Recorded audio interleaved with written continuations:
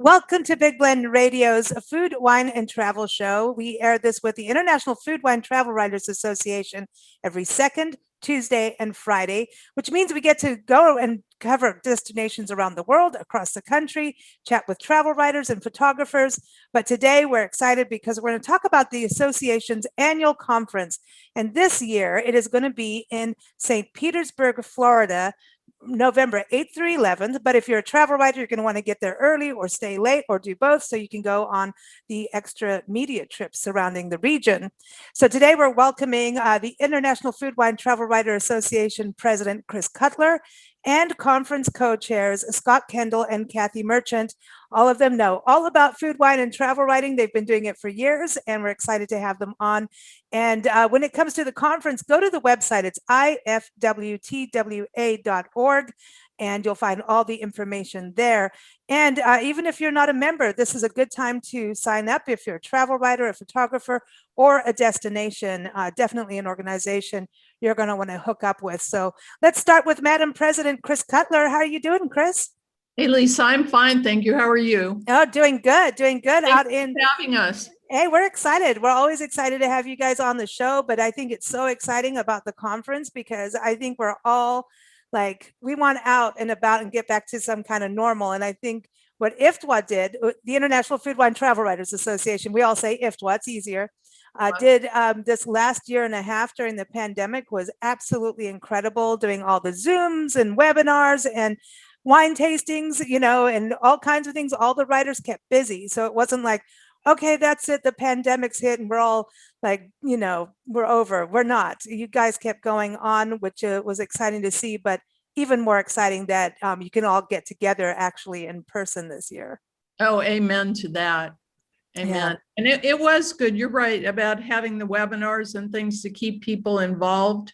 It was a great idea. And people, as you said, were writing, but showing what was new in their backyard. Not new, but what was in their backyard, that you didn't really have to go that far away from home to find something to go see. Yeah, I think it was really hard on travel writers and photographers, just like the music industry and the artists and musicians that are used to touring and performing, authors used to doing their book tours. It was like, oh no. And then it was like double oh no, and then triple oh no. But now we're slowly getting back out there. And you even went to Italy, which, you know, we know you love Italy. You're a dual citizen there, aren't you? I'm a dual citizen, right? Right. Okay. And I just got back 2 weeks ago, and you're absolutely right. When Prime Minister Draghi opened the country to Americans on May 16th, by May 17th, I had our tickets. And a month later, we were in country. That's awesome. Yeah. That's awesome. Going back. See, going back now, that's it, you know, so it's a back and forth thing. But everyone, Chris actually lives in St. Petersburg, Florida, where the conference is held. But I also wanted you to know her website address so that you can keep up with her: coldpastaandredwine.com. See, it's a little Italian in there. And also ChristineCutler.com. Christine is with a CH. But I also want to welcome our next guest, Scott Kendall. Scott is also a travel writer, photographer, videographer. He's up in the piney woods of Texas at a place called The Woodlands. And you can keep up with him on his site. It's playstayeat.com. So welcome. How are you doing, Scott? Doing great. Thanks for having me. Hey, it's exciting. What's it like up in Texas right now? I know that we drove south of you just a couple days ago. And you gave us a lot of rain. Something happens around Houston that no matter when we drive through, it's raining in Texas, like Stevie Ray Vaughan talks about. Yeah, it's been an extra rainy spring and summer. Yeah, everything's green. That's good. But mosquitoes are big too. Everything's big in Texas. Yeah. But we're hoping the rains will finally pass through and give us a little bit of sunshine. Yeah, excellent. Texas is a beautiful state. Is it the beauty in Texas that got you started travel writing, or what got you started? Oh, I've just always loved traveling. I was a Navy officer and traveled quite a bit when I was in the military, and just kind of fell in love with, you know, going to new places and new experiences. And then I was teaching and coaching tennis, and getting close to retirement age. I'm kind of old. And so I thought, well, what do I want to do my last 20, 30, 40 years? And I thought, well, I love to travel. I love to research. I love to write. So I went ahead and made the jump about 6 years ago and started Place Stay Eat a year and a half ago. And I love every minute of it. A lot of work, a lot of research, but the travel and the fun and meeting new people and seeing new places is definitely worth it. And everyone, PlayStayEat.com is a website, but you also have a great group on Facebook that you can keep up with all kinds of adventures from around the world. So we love that. Also, I want to welcome Kathy Merchant on. Kathy is also a travel writer, but also likes wine. So we like her. She's based out of Cincinnati, Ohio, which we're going to get to. I believe in fall will be out your way. But you can go to her website, kathymerchant.wine, and that's Kathy with a K. Kathy, kathymerchant.wine. But welcome, Kathy. How are you?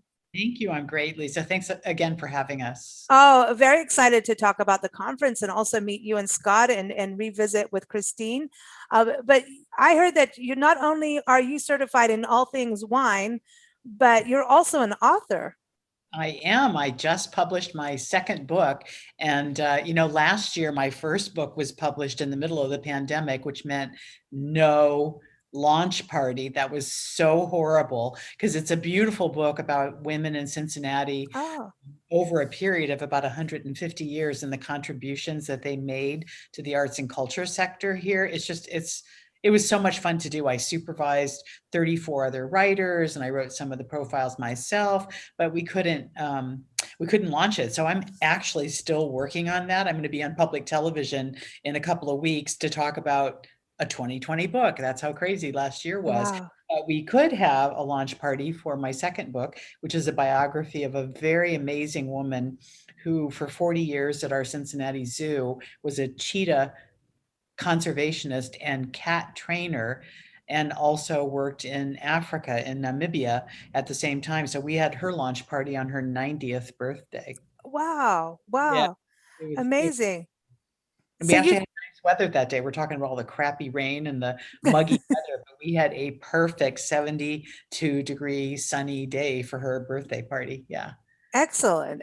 So Ohio, I know we're going to go to Mount Gilead. Is that near you at all? Maybe Mount not. Gilead. Mount Oh, Gilead. see, I don't know anything. Hey, you gotta know how to This say is what, So yeah, we're going to be up there taking care of horses, dogs, and chickens after we take care of 50 turkeys in North Carolina. So this is just how it rolls. But why not? But I love that you're writing about women, but the wine part of it, women and wine go hand in hand, right? They do indeed. And I'm working on a third set of books, I think, about the first wineries in the United States. Wine is made commercially in all 50 states. And it's been about, I don't know, more than a decade since anybody's tried to write about that. And a lot has changed. So I have a series of the first wineries and then kind of a road trip. If you go to see Grandma in Des Moines, you might want to have a little something else to do. And then a book about women and the role that women have played in our commercial wine industry. And then I think maybe a final book that will have to do with people of color who have emerged over time that nobody was talking about until this past year. And now we know a lot more than we did before the pandemic and Black Lives Matter and all of that. But the breadth of influence that those people have had in their interesting life stories are so much fun. So like Scott, I love to research. I love to write. It's always been a passion of mine. And so I'm in version 3.0 of how those books might turn out, and actively starting research in Kentucky next weekend. Oh, awesome. Hey, they've got an awesome bourbon trail. I'm just saying. I know. I'm not going to write about bourbon though, just wine. I will. I'll do the bourbon, the wine. With you. Well, listen, Florida, where the conference is being held, also has wineries, and that's something people don't realize, that Florida does have wine. And so I don't know, hopefully you'll get some at the conference, but let's just touch base on the actual organization, IFWTWA, the International Food, Wine, Travel Writers Association. I think, we've been doing these shows over the years, and Chris, it's been so cool to see the organization grow with more men in there, more women, all ages. It just seems that it's really taken on this new life. It has, Lisa, and we have more food and wine writers, or people that cross over between the two, between travel and food or travel and wine, which is really great. We have bloggers, photojournalists, podcasters, videographers, and so on. But we also offer an associate membership for CVB's, Convention and Visitor Bureaus, or any of the industry professionals like public relation firms, hotels, theme attractions, and so on. And we're building that also as it goes on. And one of the best things I think about the organization is that we have members that reside around the globe. We have people from Australia, Greece, Italy, New Mexico, or excuse me, not New Mexico, Mexico, New Zealand, South Africa, the UK. It's wonderful to have an organization that has a global outlook and not just, Americentric. So we can provide a lot of different views, but also enrich our readers' experience by looking at the different cultures and the different ways people look at things. I think it's really huge. Travel writing is such an important thing in life. I always go back to music and the arts too. It is an art, and the photography is an art, and it's a huge deal because number one, it gets people aware of a region, aware of a culture, aware of things that are different than what we normally do. Gets people out to think outside the box. Hopefully, go there and get outside their comfort zone. But sometimes some people don't get to go places. So having those stories really helps. And then they share the stories. So it's about getting people out to the different places. But I think it's also a way for us to take in this. I mean, look at National Geographic. Didn't National Geographic inspire us all at some point in our lives? Yeah. I remember reading it when I was a little kid. My parents used to get it. And I would look at photos before anything, right? Before I could read. And then I started reading as I got older. But you're right. And I think it makes us more accepting of other people's, to hear the stories and to see what's going on and so forth. So, yes. I also want to say, the International Food, Wine, Travel Writers Associations on social media. You can follow them on Instagram, Facebook, Twitter.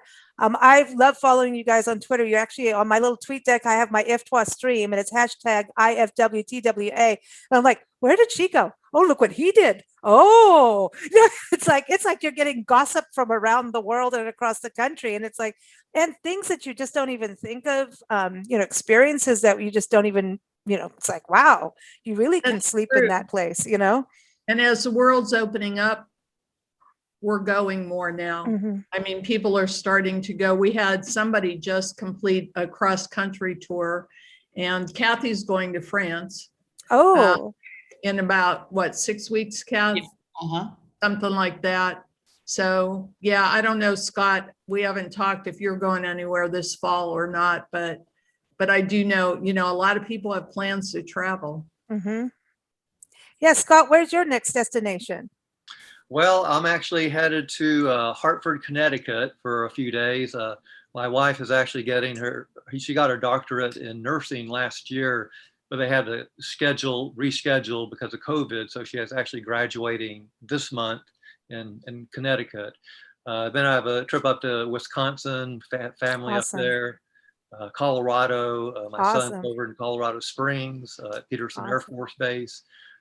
We just returned from a trip to Florida and Louisiana, had a great time there. And then in October, I have about a 2.5 week trip to California. They're slowly opening up, and so I'm working on the arrangements for that trip. Awesome. Awesome. That's exciting. And St. Petersburg, I think it's such a nice time of year, November in Florida, in the Sunshine City. This is going to be exciting to have writers get back together, destinations and the writers connect, and just everyone. I think that's the one thing about IFWTWA is that it's great to have this website for destinations to find writers, or all of these different things. But one big part of IFWTWA over all the interviews we've done over the years is the networking part of it. How even it's virtually, especially this last year and a half, but these conferences allow writers to go like, oh, well, what app do you use for that? And people are actively helping each other. And I think that's something brilliant. Carissa, are you looking forward to that part of the conference? Oh, I am. I think, well, and I think camaraderie is a great thing. I mean, all of us, as a travel writer, you're an individual. So you don't work in, for the most part, you don't work in a big office with other travel writers. So the conference gets you together so that you actually get to know the people more. It helps that. And sharing is a big part of it. It's where I learned about, I don't have it with me. If I thought about it, I would have brought it, but it's where I learned about this one little light that you use if you're taking food photos. It's actually a selfie light that you can attach to your phone. It's about as big as this, and just has a little ring of LED lights. But had I not caught up with people at a conference, I wouldn't have known about it. Right. So now I carry it with me a lot. And you can go and say, hey, where were you at 3 a.m. to anybody?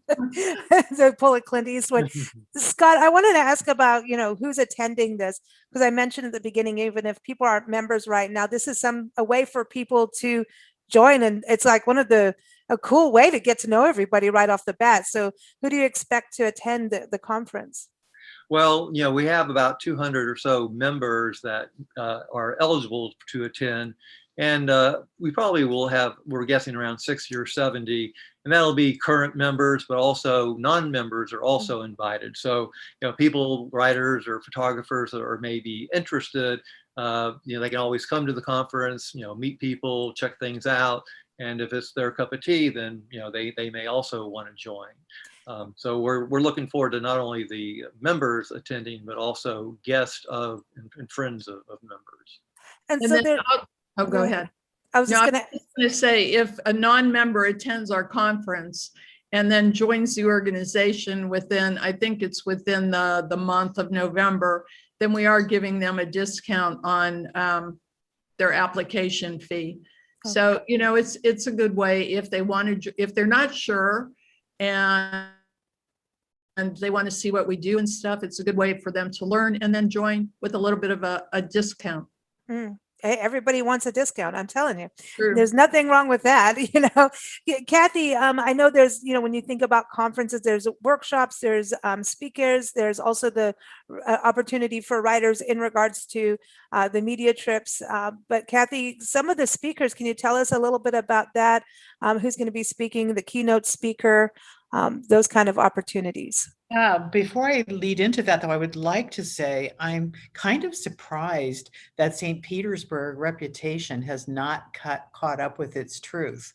So I went there in May to do a little reconnaissance planning for some restaurant-oriented kinds of things I'm happy to share more about. But everybody I mentioned that I was going to St. Petersburg, Florida, first they wanted to know if I meant Russia. And I was like, no.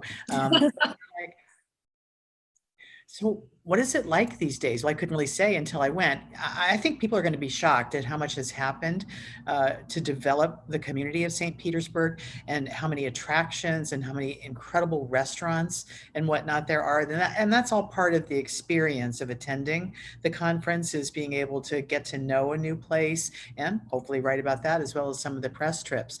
I'm very excited about our keynote speaker. His name is Andre Darlington. Andre has written 3 books on his own and 2 with his sister. So he's a prolific author, and his most recent book is called Booze Cruise, which is a fabulous thing. Yeah. And he's done another one called Gotham City Cocktails.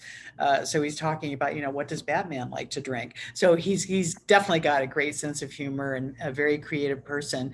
And once upon a time, before he became a book author, was also a wine and travel writer. So he's exactly our target person. So he's going to be our keynote speaker and sell books during our vendor marketplace and so on. We have 6 professional development workshops that we're offering. Good. That's a big reason why people come, not only to meet people and make those connections, but actually to learn something. So 5 of the 6 have their presenters lined up. So Scott actually is doing one called Creating Engaging Destination Videos. And if you go on our website, you will see evidence that he is the perfect guy for that workshop. It's a fun video. A member, Christy Dosh, is going to talk about mastering SEO. I hate this subject matter. It's the most difficult thing I will be attending her workshop. No matter how many times I go over this, it still feels like Greek to me, but she's going to talk about both bloggers, which I am, and then freelance writers, which I also do. And I think that's going to be fantastic. We have not yet named the speaker for food writing, but that's, as Chris was mentioning, that's an important addition. It's not just about travel, and a lot of the St. Petersburg activities plus our media trips are going to focus on food and the increasing diversity of dining scenes in Florida, which again, I think people just don't understand. Kat Anderson is going to talk about using Instagram, so get that hashtag going. Noreen Kompanik is going to talk about landing the very best press trips. That will be a very popular. She's had, hundreds of articles published. She and Chris do workshops together from time to time because people are always wanting to know, how do I make this happen? And we will provide opportunities for them to learn about that. And then finally, perfecting your pitch. So writing a good pitch, if you want to write an article, is a really important thing. And then a couple, Pam and Gary Baker, will be the presenters from that. I'll mention one more thing and then I'll stop to see what other features you'd like to talk about. But Andy Harris is a perennial favorite. Apparently, if Andy did not come and do a culinary workshop, it would be considered a big miss by everybody. And he's still lining up speakers, but so far the first two are Ed Chiles, who's the son of Florida's former governor, and he has 3 restaurants and does a lot of locally sourced vegetables from a farm that he actually owns. So I wouldn't call it farm to table, but it is kind of. And then also Dr. Barbecue, whose real name is Ray Lampy. He's a local celebrity, but he's also been on a number of the food shows that are probably favorites of people listening to this show. Awesome. I'm glad Andy's going to be there too. He's got an awesome radio show as well. And just you're talking about great people doing things that we do need to know about. And I think food writing is, when you were talking about that, is such an art to that. It's not just like, you can't say delicious and yummy for everything. But there are a couple more words, right? Yeah. And there's more than cozy and comfortable for beds, so you have to, to actually get the texture of food and the flavor of food out there. I think it's a true art. So I think that's fantastic. And also, of course, the SEO and the social media, which we could give it its own dictionary of dirty words, but they're necessary dirty words. So we all need that. So I love what you're doing in regards to the presentations. Scott, for writers, can you tell us a little bit about the activities in St. Petersburg and the surrounding areas? Because I was reading that there's is it Punta Gorda and Orlando and some of those other experiences for the writers? Yeah, there's going to be so much opportunity for the writers, not only St. Petersburg itself. Obviously, there's the downtown area with lots of museums, restaurants, other attractions. The St. Pete Pier, if you've never been there, that's an attraction in itself. You could spend the day there. There are pre-trips and post-trips. I might let Kathy talk a little more about that, some of the specifics, but there are 4 different pre-trips and post-trips that writers will have an opportunity to go on. And we're going to be working with the sponsors and trying to line up some specific either visits or articles for the writers. So they're going to have more than enough opportunity to write until the pen drops out of their hand. That's awesome. Writers will have the opportunity to practice their pitch, because one of the things that we're doing is having like a general kind of vendor marketplace where the CVBs and destination marketing organizations can talk in general about their communities, but also Scott and I just put a pin in this week, that we really need to set aside a very specific time for people to have one-on-ones so they can do interviews and pitch articles about those places. So everybody will get to practice their craft as well as learn new things, which is important. Exactly. If I can add to that too, Scott was saying about how much there is to do here. My husband and I moved to downtown St. Pete in October, and we are just amazed of everything that we have at our disposal. There are, within walking distance of our downtown condo, there are 11 museums we can go to. There are restaurants. Kathy was here at the end of May, and I don't know how many restaurants we went to, Kathy, but they were all very different. We ate a lot on that trip. We did. But not only that, we call the area Champa Bay because we have so many championship sports. You know, the Tampa Bay Lightning just won the Stanley Cup for the second year in a row, and we have the Tampa Bay Rays, and their stadium is right almost downtown. It's about a mile away, and we have soccer, the International League Soccer in St. Pete itself, but it's called the Tampa Bay Rowdies. So the whole area, you know, they give name to Tampa Bay. So it's not just limited to Tampa up there and St. Pete over here. Plus we have golf courses and beaches galore. There are 2 beaches downtown, believe it or not, if people want to go. One is on the pier where Scott was talking about. Another one is just a little north within walking distance. It's a little bit bigger, but they have beach volleyball. They have an outdoor gym that is free. And a lot of this stuff is free, by the way. I mean, you don't pay to go to those beaches. That's nice. That's nice. So there's a trolley. You don't pay to take a trolley around town. So Kath, I'm sorry.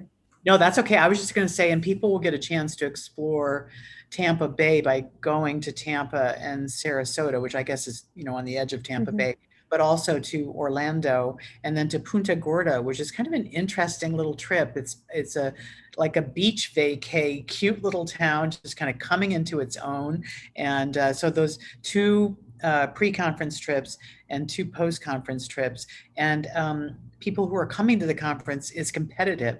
They have to apply and they need to come to the conference or to the media trip with an outlet. I mean, so Scott, for example, with his own place to eat, but people could write for a larger outlet as well. So once again, people are coming to practice their craft, which I think is really exciting. But back to the food just for a minute, I want to give a shout out to a local organization called St. Petersburg Foodies.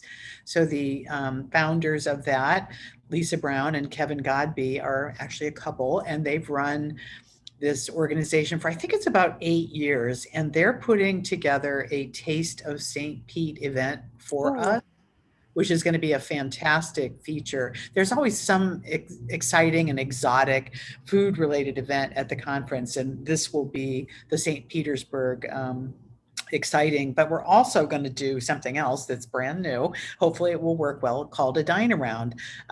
So we will be going to the restaurants that we ate our way through in May, and even though our conference participants will pay for their own meal, it's a Dutch treat kind of situation, the restaurants have agreed to provide something special for the group and to give them an opportunity to meet the executive chef. And once again, these are food writing opportunities. So every night of the conference, we have something very interesting for people to do that's related to food and beverage. Listen, Florida is a party state. Did I say that earlier? When you go to Florida, you're going to have a good time. And especially when you're on the beach and, St. Petersburg, that whole region is beautiful. Orlando, Punta Gorda is awesome. So I think there's going to be a lot of fun times, and I'm going to be watching. Unfortunately, we aren't going to be able to be there because we're going to be near where Scott is today. We're going to actually be in Houston. It's something we planned a long time ago. So we'll come watch your house, Scott. No, but there you go. We don't have any pets. Sorry. Oh, well, We travel for fur, for animals and scales and all kinds of things and feathers. That sounded weird. But anyway, we're going to be definitely watching and retweeting everything that goes on at the conference because for those of us who are just interested, who love travel, follow that hashtag IFWTWA on your favorite social media outlet because you're going to see writers from all over posting and it's going to be so much fun to watch. And I'm probably going to have to make a big bowl of popcorn just so I don't eat everything else. Just Lisa, can I jump in here? Yeah. We talked so much about St. Petersburg and the area, Orlando and Punta Gorda, great areas, but also wanted to mention some of the sponsors we have. Yeah. They're coming from other parts of the U.S. We have Park City, Utah coming. Awesome. Travel Medford up in beautiful Awesome. Oregon. Baton Rouge in Louisiana. Birmingham, Alabama. We do have Sarasota in the St. Pete area. Whidbey Island from Washington State. Coastal Mississippi, and Palm Springs Preferred Small Hotel. So we do represent quite a bit of the U.S. and again, we're working on even more. So between the attendees and the sponsors, we're going to get a big slice of the world. That's awesome. That's coast to coast, when you think about all the sponsors, islands in there with Whidbey Island, and you got the desert. I mean, and then you got the swampy bayou country of Baton Rouge. So this is awesome. And I'll add one in, which is the Finger Lakes region in New York. And awesome. then the wine, the Wine Council out of San Francisco is also like a, I don't know what we would call them, but they're supplying us with some cookbooks for a raffle because they're not able to make it to the conference, but they want to participate in some way. So they're going to give us some of their cookbooks. Very cool. So this is just growing and building as you get close to it. And I want to give everyone the dates again. If you go to IFWTWA.org, all the details are there and you can follow as this builds up because, I know how these conferences are. And then all of a sudden the day before something really awesome adds on to it, So the dates are November 8th through 11th. But again, IFWTWA.org is a place you're going to want to go to get all the details and the dates, the times for all the different activities. But before we go, just go around to each of you if there's anything I've left out, because you never know. So Chris, anything else you want to add before we close up? I don't think so, except to say that even if you're not a member, if you're interested in learning about travel, food, or wine writing, the conference is the place to be. Awesome. What about you, Kathy? I just wanted to mention some dates, if that's okay. So Sure. Conference registration will be open until October 22nd. Okay. And however, people who wish to apply for the media trips would need to register and apply by August 31st. So that's an important date. All the information about registration, about the conference that we've just covered is there for someone to review. And the first step would be to register for the conference. And then step 2 is to select a pre-conference or post-conference trip and submit that application. But again, all of that has to be done by August 31st. Then the applications are vetted by the host cities and we notify everybody by the end of September so they can complete their travel arrangements. Hey, listen, August 31st is a very important date. And you get to have, yes, it's a cake day. So get it done by cake day. And wine, you get to have wine too. I'm just saying, or whatever. It depends on where you are. You never know. Scott, anything you want to close with?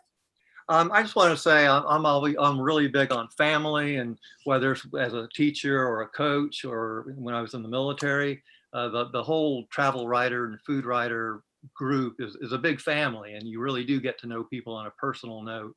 And to me, that's one of the biggest things, in addition to the professional development, is just, meeting people in person and being able to, share times and, something that, no matter what you do in life, I think family and a big group that you're a part of is very important. Excellent. I agree with you too. And I want to give everyone's websites out again. Keep up with Scott at playstayeat.com. Keep up with Chris at coldpastaandredwine.com. That sounds about good now, actually. And also Kathy, keep up with her at kathymerchant.wine. Sounds good too. That's Kathy, Kathy. And of course, I'll give out the IFWTWA website again is IFWTWA.org, and keep up with us at bigblendradio.com and tune in for our shows with IFWTWA members on every second Tuesday and Friday of the month. Thank you all for joining us.